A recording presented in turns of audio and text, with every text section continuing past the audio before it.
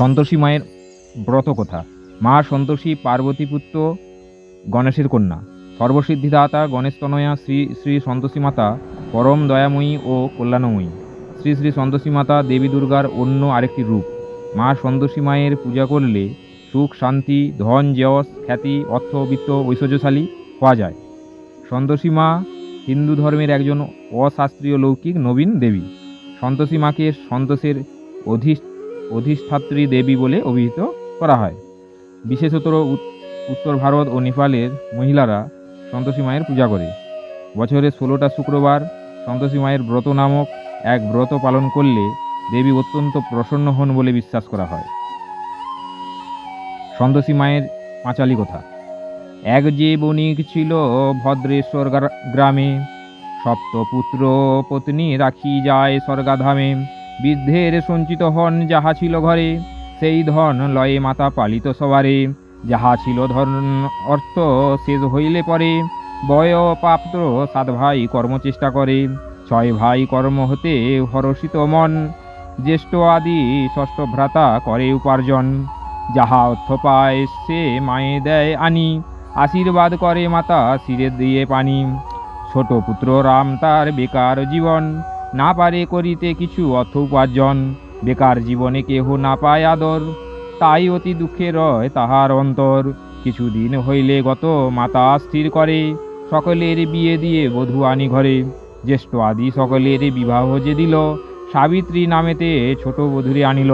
বিবিধ সুখাদ্য মাতা করিয়া রন্ধন, 6 পুত্রে আগে দেন করিতে ভজন। তাদের উচ্ছিষ্ট যাহা থাকে পাত্রে পড়ে, রামুকে খাওয়ান তাহা ডেকে রানী পরে। তারপরে 6 বধূ করিলে ভোজন, তাদের উচ্ছিষ্ট ক্ষেত্রে সাবিত্রীকে কন। একদা সাবিত্রী তার স্বামীর গোচরে, এই কথা জানাইল ব্যথিত অন্তরে। শুনিয়া সকল কথা রামু করে ঠিক, সত্য মিথ্যা পরীক্ষা করিব দিক। একদিন পরীক্ষাতে জানিতে পারিল, সব কথা সত্য যাহা সাবিত্রী বলিল।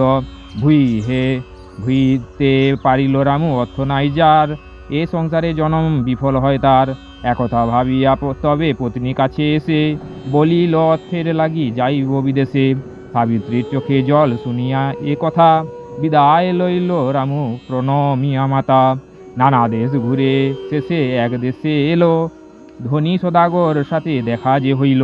বিনয়ী ও বুদ্ধিমান দেখিয়া রামুকে, ব্যবসাদী সদাগর শিখাইল তাকে। প্রথমতে কর্মচারী হইয়া থাকিল, রামুর বুদ্ধিতে ব্যবসা চতুর্গুণ হইল। সাধুতরে ব্যবসার অর্ধভাগ দিল, ক্রমশ উন্নতি তার হইতে লাগিল। প্রতি মাসে 100 টাকা সাবিত্রীর নামেতে পাঠাতে লাগিল রামু নিজের দেশেতে। সন্তোষী মায়ের কৃপা যার প্রতি হয়, অশান্তি অশুভ কভু তার নাহি রয়। প্রতি কামনায় সতী ব্রত করো থাকে, স্বপ্নেতে সন্তোষী মাতা বলিল রামুকে। সতী সাধ্যী পত্নী তব করে মোর ব্রত, তোমার পাবার তরে কাঁদিছে সতত। যাহ বাচা শীঘ্র গতি তাহার সদন, দুঃখ তার দূর কর দিয়া দর্শন।